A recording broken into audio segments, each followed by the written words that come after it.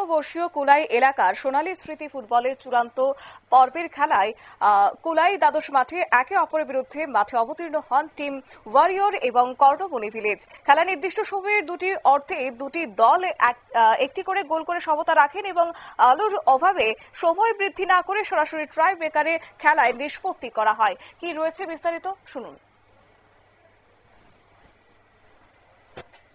অনুষ্ঠিত হয়েছে কুলাই দ্বাদশ শ্রেণী বিদ্যালয়ের মাঠে।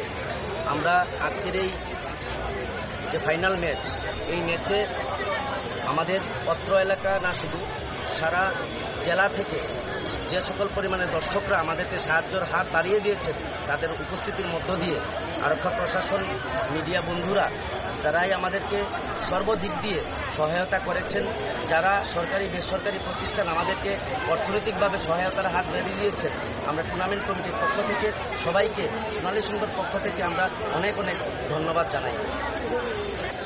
আজকে যে টিম জয়ী হয়েছে, অবশ্যই দিনের এই খেলায় 4-3 গোলে টিম ওয়ারিয়র চ্যাম্পিয়ন শিরোপা লাভ করে। পুরস্কার হিসেবে টিম ওয়ারিয়র 1,30,000 এবং রানার্স আপ হিসেবে কর্ণবনী একাদশে 70,000 টাকার উদ্দেশ্য চেক এদিন তুলে দেওয়া হয়।